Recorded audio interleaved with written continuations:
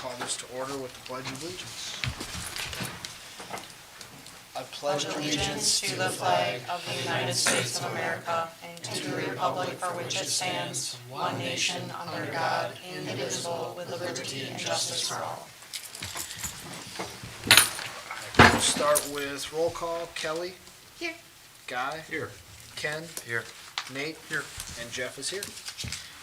And we have no public comment today, and so we will move forward to celebrate Fall River. All right, I'm gonna do a little intro and then you get to talk. Come on up. We have Kaylee Shroud. Kaylee applied through HOSA to do an intensive 1 week long summer program. And she was lucky enough to get to go. She practiced with other medical professionals, practiced clinical skills like suturing and blood pressure monitoring, and diagnosed real-time patients using VR technology. So I'm curious to hear what that VR technology means, if you could help us with that one. Is it like a video reality? So VR, I guess it would be like, I specifically didn't work with VR, but we did get to call into clinics in Nigeria. Oh, So cool. I guess that would be similar to that. Mhm. So July 5th to July 11th, I was at Georgetown University in Washington, D.C. for Leadership Initiatives, Advanced Medicine and Public Health internship. While I was there, I learned about 4 diseases. Those are malaria, typhoid fever, acute respiratory infections, and anemia. And at the end of the week, I actually got to diagnose a patient by calling into the clinic and directly speaking to the patient to hear their symptoms, diagnose, and then say how I would treat. And because my diagnosis was correct, Leadership Initiatives paid for their treatment. So they didn't have to worry about the finances, which made it really helpful. While I was there, I was also put into a team of 8, and I got to collaborate with those people to come up with a workshop that could be run in Bauchi, Nigeria. At the end of the week, we presented to a panel of doctors, including the ones from Nigeria, and our whole goal was to get more people to recognize the symptoms of malaria and to recognize when they actually need to go get treatment, because a lot of them are reluctant to do so because they don't have the funds or they don't have the correct access. So our goal was to promote that if you have these symptoms, it is serious, you need to go. We also had skills days where we learned things such as CPR, laparoscopy, venipuncture, which is the blood drawing, forensic science, suturing and ultrasonography, and we also dissected a sheep heart. That was pretty cool. We also got lectures from all kinds of people, including a neuroscientist, paramedics, emergency medicine, and those really they were exciting to listen to, and they made it clear what it's actually like out in the field. And especially the neuroscientist, he made us think about medicine in a completely different way than you would expect to. The whole thing was super fun. So I want to thank everybody who made it possible for me to go, and if you have any questions, I'll take them. Otherwise, thank you so much. What grade are you? I'm going to be a senior this year. And do you want to be a healthcare professional? I do, yeah. What Mhm. type, and has that changed from this experience? I want to be a neurosurgeon, and I knew that going into it, and this only confirmed it more. Mm-hmm. Jeff, do you have the funds to send her to Nigeria?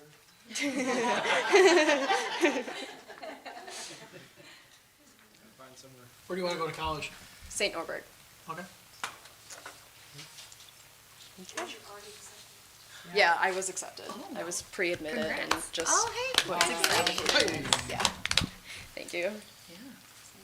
Okay. We're really proud of you. Yeah. Thank you. Good job, Did Kaylee. did mom go with? Mom did not. No? How was it being away? How was it being away by yourself? It was pretty good. I wasn't super worried Okay. Did you stay like in a dorm there? Yes. Oh, cool. So you really got to kind of like almost see like a college experience. Yeah. Awesome.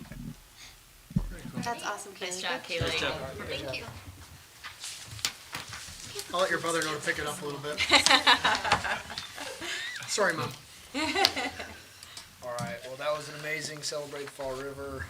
We will go ahead and move on to district reports and start with the principals.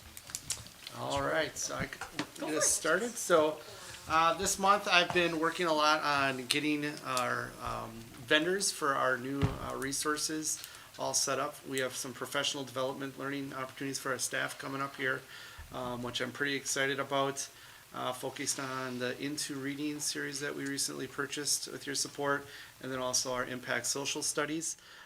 Teachers are excited, I would say, and the ones that I have talked to are, I would say the biggest thing I hear is that they're excited that we're going to have that continuity of, easy for me to say, continuance of learning K-5, so that there's those fibers of learning and they're hearing the same language and we're all on the same track. So staff are pretty excited. They're already digging into the literacy resources came on 3 pallets. I was a little surprised by that. So they are sorting through that right now in inventory, and then we have our trainings coming up that they're excited about.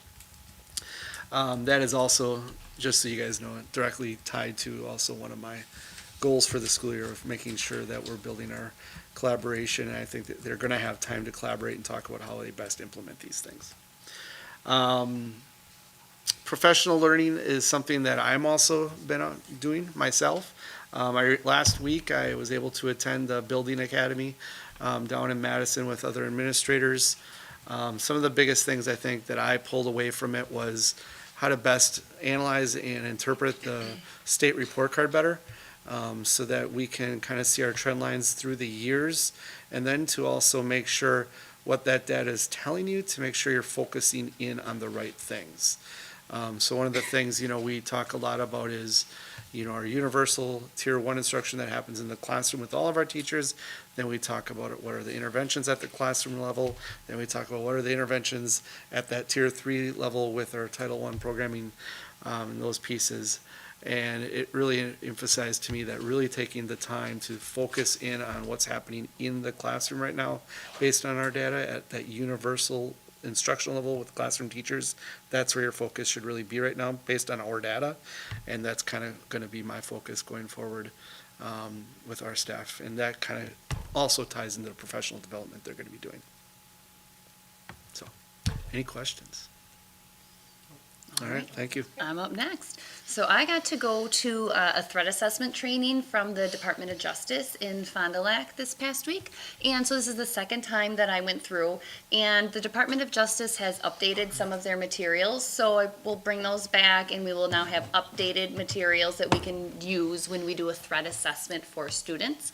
They also have a new thing where we can use their online resources, and it's available for a short amount of time when you use it, and then we print it, and then it kind of disappears, and then we house all of that information here within our building instead of with the Department of Justice. But that makes it a little easier for us to go through because sometimes the paperwork that you see can be a little overwhelming in terms of everything that we're supposed to fill out. So I think this will be helpful for us in terms of streamlining our process and also making sure that we're not missing any steps too. And then the rest of August, I have been focusing on putting all of those systems and structures in place, getting ready for that very first day of school so that our first day is as smooth sailing as possible. So things like schedules and activities, first day of school assemblies, and then also preparing in service for teachers so that once kids are here, we hit the ground running and we are all ready to go and on the same page. So it takes a lot of work, and I'm excited for a week and a half when the teachers show up, when we get to put it all into practice. Thank you. So similarly, I also attended the new superintendent's workshop that was put on by the Wisconsin Association of District Administrators. It gave me an opportunity to just meet with a lot of the association leadership of different things like the WIAA and WASB and just all these different groups to help us out, and then also network with other new superintendents. We are in the final push, as most of you saw during our building walk here, during our Buildings and Grounds Committee meeting, to get our building projects complete. We are definitely getting close to be there, and we should be ready to go for staff to be coming on the 31st, so we're happy about that. Just an update, as we talked about already, we are 100% staffed, as we have not lost anybody over the summer, and so we are pleased because that is quite the anomaly this day and age. So the fact that we are going into the school year yet again 100% staffed is something that we should definitely be celebrating. We also, getting ready for school, we have been working with engineers and the village and Mr. Anderson on our Buildings and Grounds and as an administrative team on our student drop-off and pickup plan before and after school. That plan with a detailed map will be going out in our newsletter, and then we also will be sending it out through social media. I just received final notification from Mr. Slotin from the village that we are all ready to go with the different painting. Our buses are going to be dropping off our students in our new parking area. So there will be a specific bus lane for them to come in and drop off students in the morning. So we won't have any buses turning around in the front of the school or any buses going through Bradley Street at all. The students will be escorted with a staff member over the littles over to the playground, and then we'll drop everyone off, the 6 through 12, off at the front entrance at door 1. We will have there will be no parking at all on the west side of Bradley Street, so that curb will be entirely yellow with signs marked no parking. There will be an extended blue drop-off area for parents to drop their students off. That will still remain blue, so the blue area is a drop-off area. And then anything painted in yellow, which is no parking, or red fire zone, is also a no parking. So we are hoping that this creates a much more seamless pick-up and drop-off, as we know that that's been a little bit of a sore in the community for the last school year for sure. So please look for detailed plans for that coming within, like I said, this next newsletter, and then we also will be pushing information out in our social media, as well as an Infinite Campus message will go out as well. We are also all systems a go for in-service. I want to thank Mr. Verrier and Mrs. Kutzler for their endless hours of being here this summer. We have spent a great deal of time, like Mrs. Kutzler and Mr. Verrier said before, making sure that we are ready to go for our teachers on Monday, and we are ready to go. So we're excited next week to get the final push, like I said, for the building project, and then get our teachers in, and the kids will be here before we know it. Additionally, I would like to give a quick shout out or a pre-notice of our ribbon cutting ceremony will be September 30th. We will start at 4:30. The save the date went out in the newsletter. I believe we also had a social media post out. Mr. Keller is not there to confirm. And then we also have some other invitations and things. So please look to join us September 30th. We will start at 4:30 with tours of the building, student-led tours, including the front entrance, the pool area, the classrooms, the new addition, as well as the renovated art space. Our official ribbon cutting ceremony will be at 5 o'clock, and then we will continue with tours after the ceremony. We also are going to have open free swim from 6 to 8 o'clock that night for families to come and experience the pool and the pool renovations. So September 30th for those of you that would like to mark your calendars now. Additionally, an FYI and just kind of a save the date is we are working with CISA 5 to do some extensive strategic planning as an administrative team, and we are hosting a family input night, so community and family input night. The first one will be October 21st here at school, so please mark your calendars for October 21st for a community and family input night on the way that you would like to see our district starting to head, and just to kind of share your thoughts and ideas with us. There will be a second one. It will be in December. Last thing is Saturday we do have our second annual Dash and Discover Fall River. That has been put together in partnership with the village and with the chamber, and then with us here at the school. Kathy Ewings and I were on Daily Dodge, or WEEV, on Monday, talking about it on the radio, trying to make sure we let enough people know. We'll kick off with a 5K and a kids run and a 5K at 8:30 in the morning. We've got a 3-on-3 basketball tournament. Last I heard, we were at 13 teams signed up. We've got the dunk tank scheduled. I know Mrs. Remus and Mr. Abaglin have agreed to be in the dunk tank. Mr. Verrier will be in the dunk tank. Mark Mickelson has agreed to be in the dunk tank. And Mr. Christian was going to, but it sounds like maybe his leg is hurting right now. So if he can't do it, then I will step in to also be in the dunk tank. So that should be fun. We also have a bounce house, yard games. There will be a showcase of local businesses, just letting us know what they do, who they are, some selling some of their products that they have. There will be a military Humvee there with some representation. We also have lots of food we've got different food trucks coming, and then HOSA is also doing concessions. So this Saturday, come on out, it should be fun. That's all. And Pep Band will be there too. And Pump Pass and Kick for the. And the Pump some Pass younger and Kick. students, Yes. if they're interested. And the location. The location, thank you, is at Prairie Street. So it's where we started it off to kind of show as an event for the village to be able to showcase the complex and just get people up there seeing the space that we have, and yeah, so it'll be up at the complex starting at 8:30, and it goes till 1 o'clock.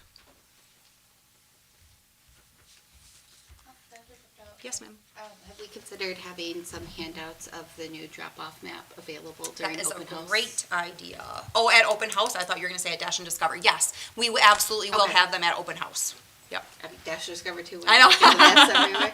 And then for the family input night on 10/21, did you have a time or not yet? We were looking at tentatively 5 o'clock. That is Okay. not set in Got stone it. yet. So we were going between 5 and 6 o'clock, and we have to set that in Got it. stone yet. Just wanna make It'll sure. be in the evening, and there will be childcare and food.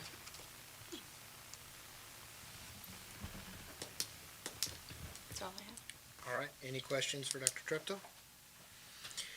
All right, we will move on to a finance committee report. Ken, do you want me to start this one? Well, I'm not in finance, so. Oh, sorry. Yeah, it's Nate, me. you- So I don't know. Go ahead, you got it. I'm sorry.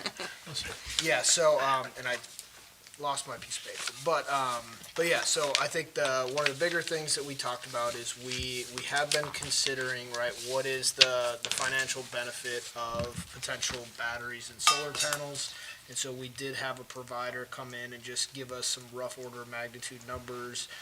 What would it look like, what would be the benefits, what are some of the timeline implications, so there are specific kind of government funds available, and there's timing associated with that.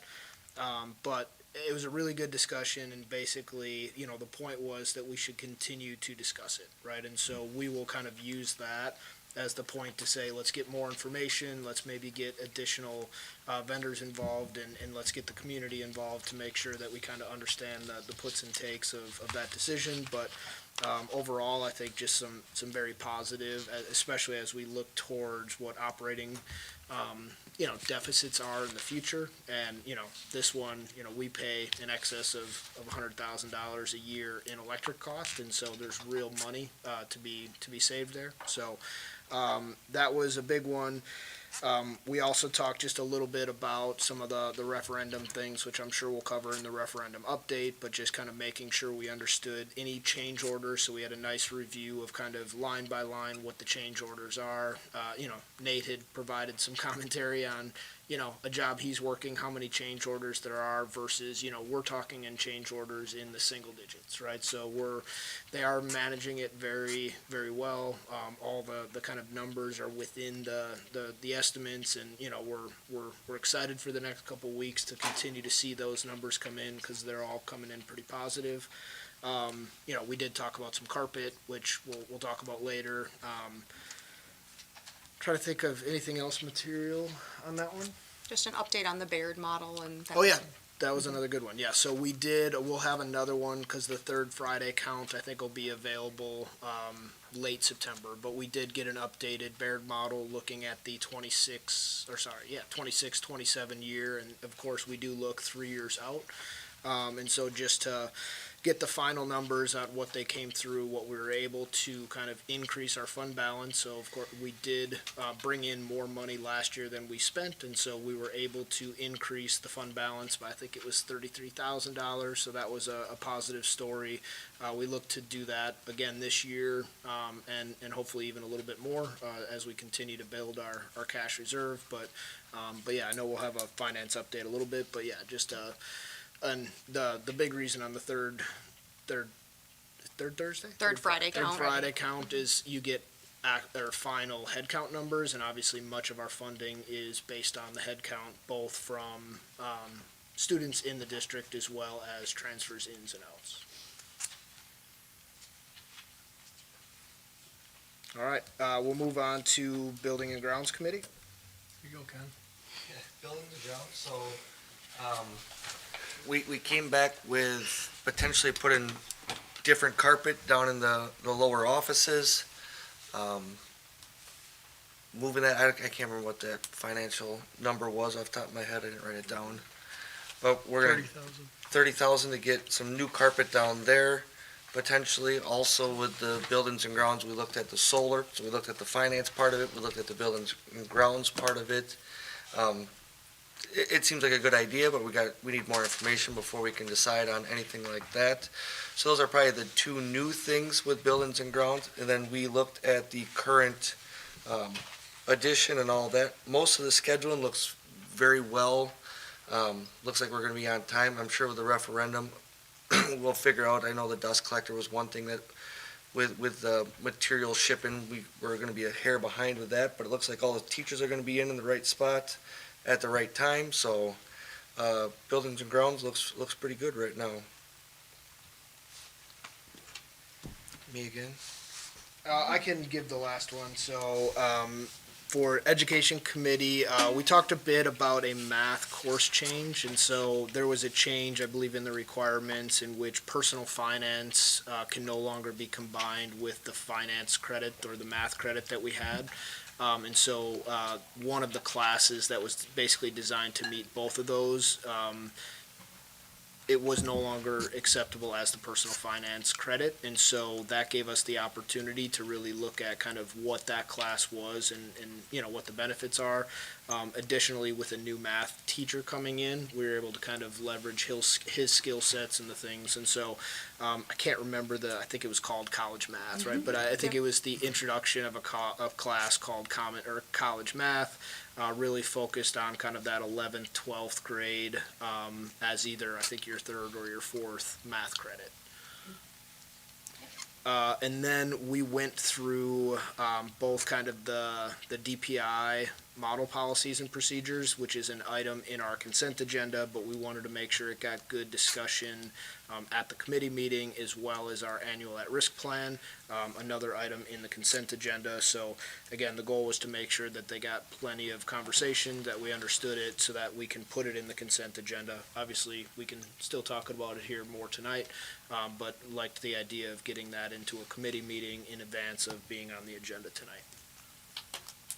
Just for my understanding, Jeff, so there's now a separate credit needed for finance, or the finance class no longer meets the math credits? Like, is it like a separate requirement? Good answer.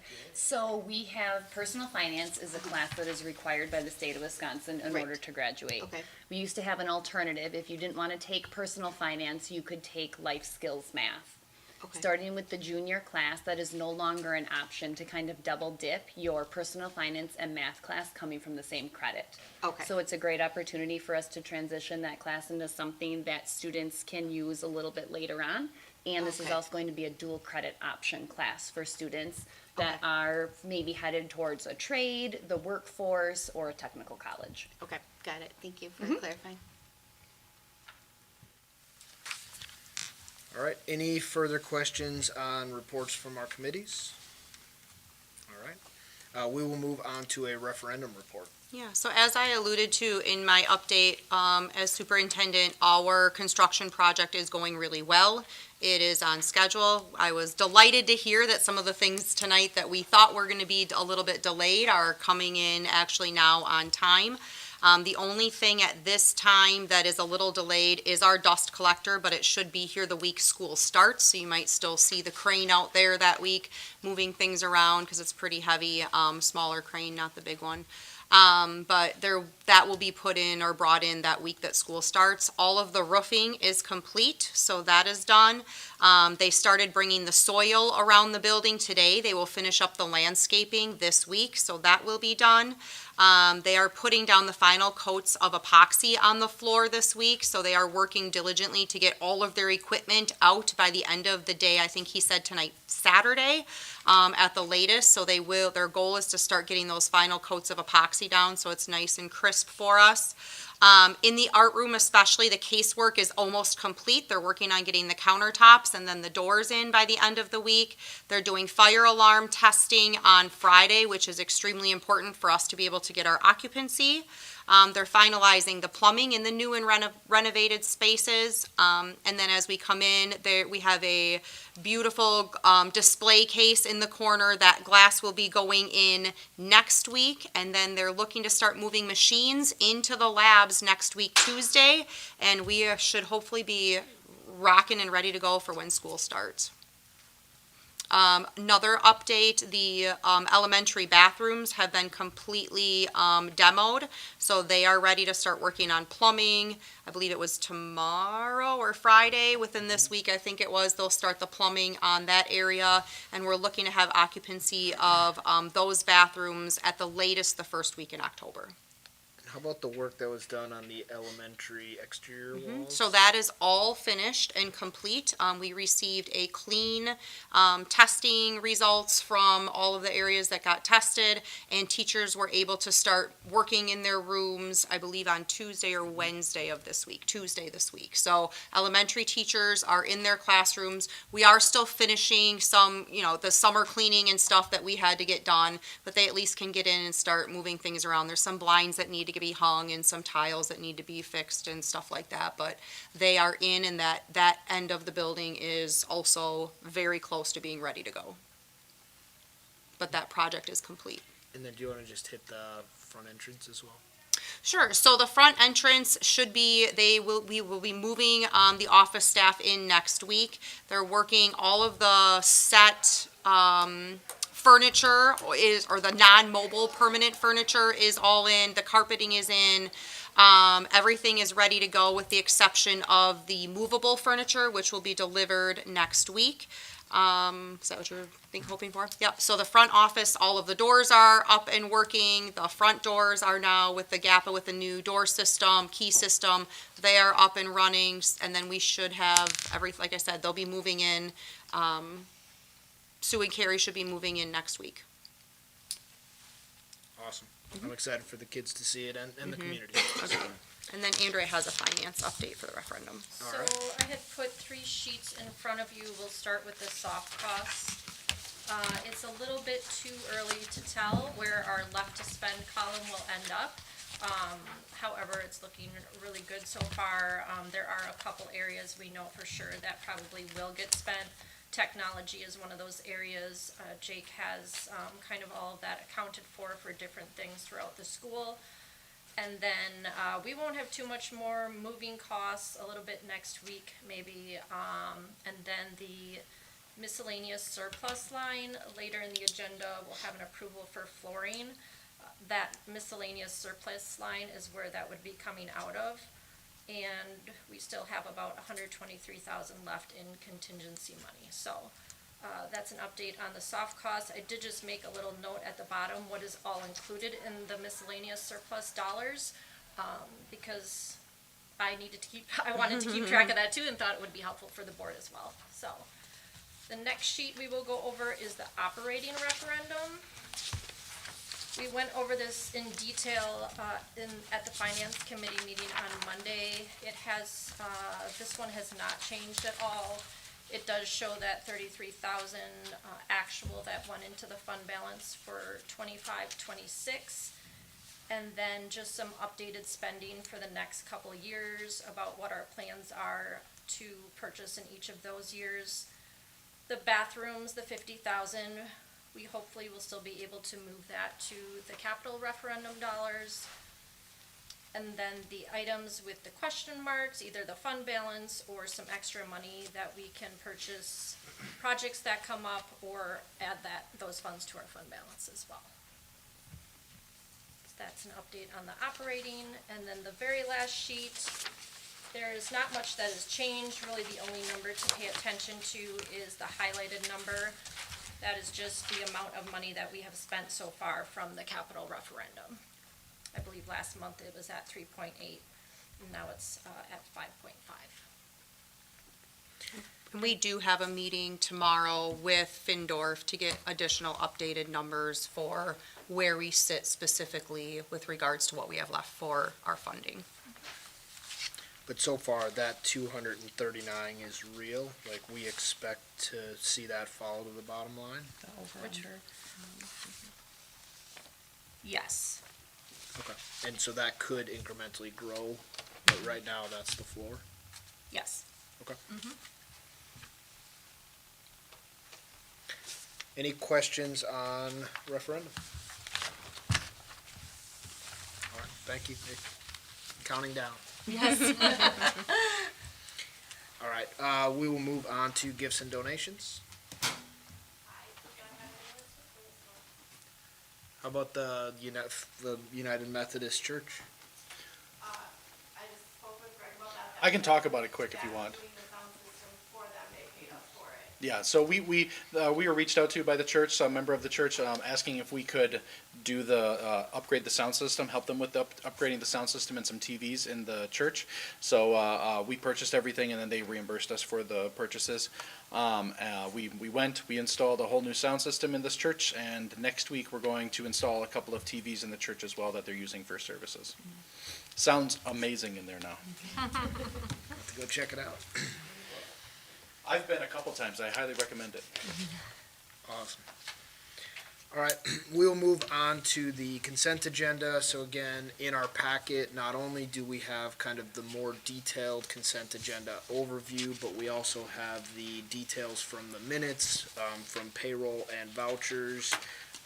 We did have, I think the one I was gonna have you do a quick overview on was the reading report. And I know the DPI model policy and the annual at-risk plan were both covered in our ed committee meeting, but I don't know if you want to just quick highlight. So in our Act 20 report, reading instructional goals and assessments page that you should have in your packet, it's the one that looks like this. You'll kind of see a chart there that kind of outlines where we were at in our PRP. So if you remember previously, we've talked about all of our kindergarten through third grade students getting screened 3 times a year using Ames Web Plus, which is state mandated. And then if they fall underneath the 25th percentile, then they require a personal reading plan. And then we progress monitor that throughout the year and see how they do and if they're making progress going from beginning of the year to the end of the year. So last school year, we started with students who are already identified needing personal reading plans. That was a total of 11 students. Then we did our screener for the start of the year. That's always going to grow. That grew to 42 students. Then we implemented those personal reading plans, working as a team, Jenna Hunter and the teachers working with the kids. We were in your packet, you'll see it says 22 to 24 students exited. I can confirm it was 24 students after we got our forward results. So 24 students at the end of the year were able to exit their personal reading plans due to meeting their goals within their plans and also making adequate progress within their iReady scores, Ames Web scores, and also within classroom performance. So we look at several different data points to make that determination.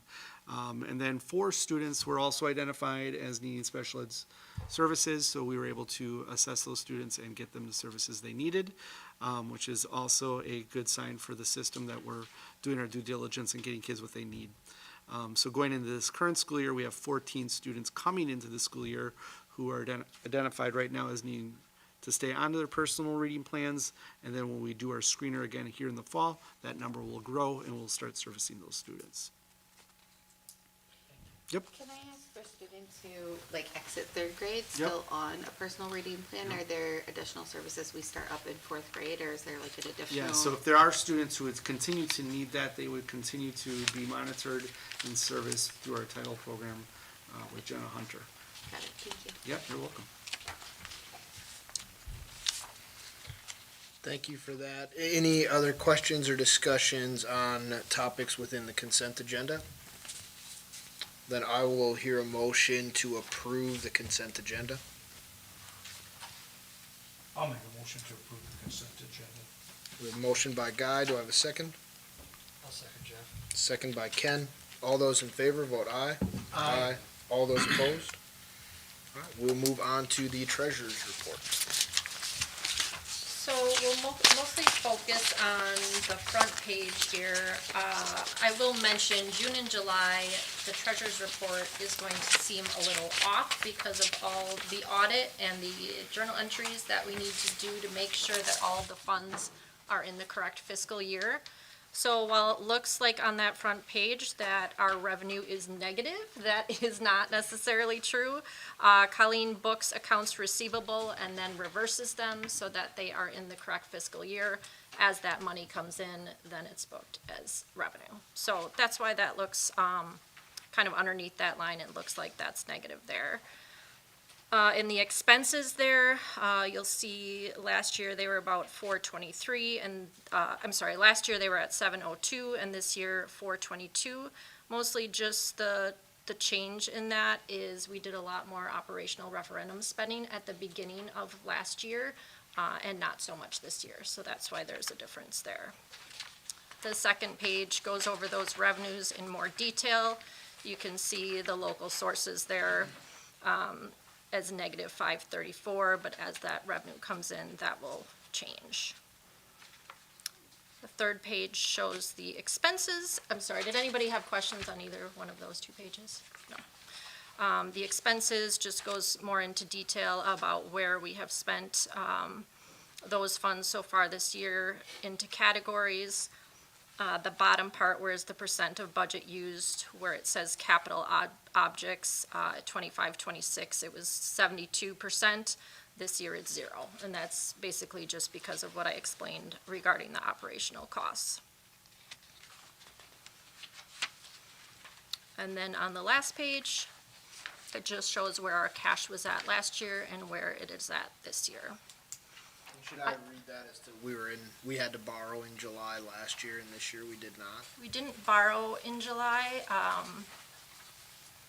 Normally we borrow around the December, January time when our funds run low. Just because our cash is negative doesn't mean we necessarily have to borrow. Okay. And I think when I printed your sheets, there was a percentage that didn't necessarily show up there. It was too big to fit in maybe it did show, because it's showing up there. But the negative 468%.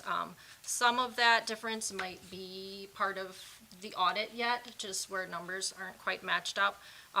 But it is good to see that our cash this year is higher than it was last year. Absolutely. That is the treasurer's report. All right. Any questions for Andrea? I like the look. Yeah. Thank you. A little bit cleaner look. Yeah, we are liking it.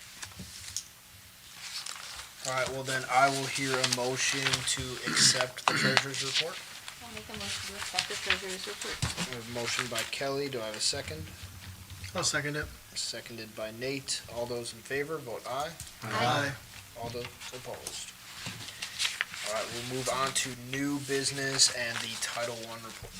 All right, so we are a target Title I school. That means we essentially receive some funding that essentially pays for Jenna Hunter's position as a reading specialist, and we're able to target students who need intervention services through that programming. I have been a principal in a full title school where that incorporates the whole student body, but that we are targeted title in Fall River.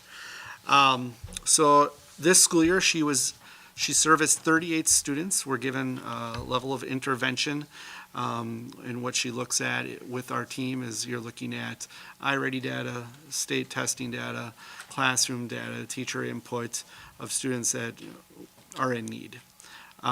So 38 students were given services overall. Some of them also received interventions, some in math, some in reading, but some in both. So a total number of interventions given for the school year were 15 different interventions total. Out of all of those interventions, 4 students, like I said earlier, did qualify for special education services as not progressing through that intervention and making the necessary gains to exit out.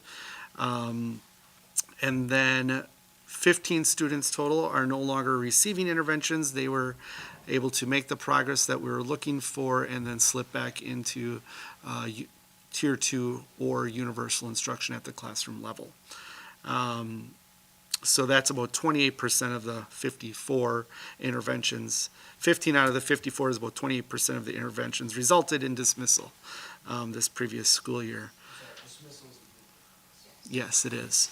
So if you enter intervention and you receive those and then you're making the necessary progress, then we can bring you back to that just receiving classroom instruction through the classroom teacher. And that's the goal. Yep. Some of the interventions used, for example, in reading, Mrs. Hunter is using PRESS, which is a really fancy name for Path to Reading Excellence in School Sites. She's also uses the literacy link where she went to training for that, and that is a multi-sensory approach for sound and symbol connections. In math, we use a lot of Intervention Central resources, which is a website that identifies a lot of the interventions that you can use for math. And then for progress monitoring to see how kids, if they're progressing or not, in both areas, reading and math, we use Easy CBM as our program for monitoring it. So in your report, it gets into more of the nitty gritty by grade levels. I wasn't going to go into that, I was just going to give you the overview. Any questions for that? I do want to thank Ms. Hunter and all my teachers for all the hard work, and there is a lot that goes into those interventions and a lot of planning, just like in a classroom. When you're lesson planning, there's intervention planning. It takes a lot of time and a lot of communication through reports and progress monitoring with parents. And so there's a lot of nitty-gritty work that goes into it, but she enjoys her job and she appreciates that we have her here in Fall River and enjoys her position. I love it, and I'll just make the connection back. Obviously, this is very important work, but we had our at-risk, kind of talked about the at-risk students kind of once you get into that upper grades, and it's a very finite, small number that we're talking about, and I think it's because of the work that's doing here is, again, doing the intervention in the elementary, so I just appreciate that connection. And this goes up to the middle school also, so, but just to clarify that, but yeah, it's, the earlier you can get to them, and the bigger difference you can make and get them back into that universal instruction at the classroom level, that's kind of the goal. Awesome. Yep. All right, any further question on Title I? All right, we will move on to Farmers and Merchants, I assume Union Bank accounts. Yes, that is correct, Union Bank. Randy would not like that. Two different banks.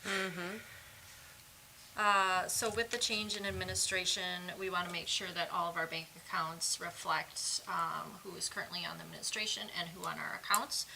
So the bank needs the board's approval and written in the minutes, the changes that we want to make. So one of those changes we're going to ask is that Dennis is removed from all of the accounts. As of right now, she let me know that I believe he's only listed on the two of the CDs that we have. The other thing that I'm asking is that you grant me access to identify who the authorized signers are on all of the accounts. At this time, I cannot do that, and so I can't really see who's on each account, and neither does Colleen or Jennifer. So once I have access to do that, I will get a full list of who is on each account, and then we may have to adjust from there if we need to make any more changes. So those are the two that I'm asking for tonight. So the motion you're seeking is to remove Dennis? Remove Dennis, yes. Okay, and then what was your access that you were looking for? having me be able to identify who the authorized signers are. Got it. Yes. All right, well then, hearing no questions, I will hear a motion to have Dennis removed from our Farmers and Merchants Union bank accounts and to grant Andrea access to identify authorized signers. Do I have a motion? I'll make a motion, Jeff, to have Dennis removed from the tool and Andrea access to the authorized signers. All right, we have a motion by Guy. Do I have a second? I'll second it. We have a second by Nate. All those in favor, vote aye. Aye. All those opposed. All right, we'll move on to office flooring. I did bring additional copies of the original scope that we received from Findorf to do the lower and upper office flooring. If anyone else would like an additional copy of that, we can get that for you. We did talk about the fact that on this scope, it's identified as 5 rooms on the plans, however, it's in reality only 4 that we would like to remove from this scope. However, with your approval, we would like to take those 5 on the plans for an actuality, rooms out of the new carpeting proposal and add the conference room that we currently use. In order for that to happen, we would like to request a price, because we don't have a final quote, not to exceed $31,000. And I'll just make the connection back. So Andrea talked about the referendum financing. We do have a specific line item called miscellaneous and surplus that is $37,000, and so this would get, kind of hit against that specific line item. So this would not be incremental to the project. It would be contained within. And I know I've seen it Monday and I've seen it today, so I'm supportive. So any questions? All right, with that, I will take a motion to approve the flooring of the lower and upper offices not to exceed $31,000. Make the motion to approve the lower and upper office flooring not to exceed $31,000. We have a motion by Nate. Do I have a second? I'll second, Jeff. Second by Ken. All those in favor, vote aye. Aye. All those opposed. All right, and we will move on to the math course change. So we are looking to move the math course from life skills math to college math. And it will be the same amount of credit, 1 credit for the entire year, but the college math course would be a dual credit option, the same audience of juniors and seniors, and either the 3rd or 4th math credit that students would take.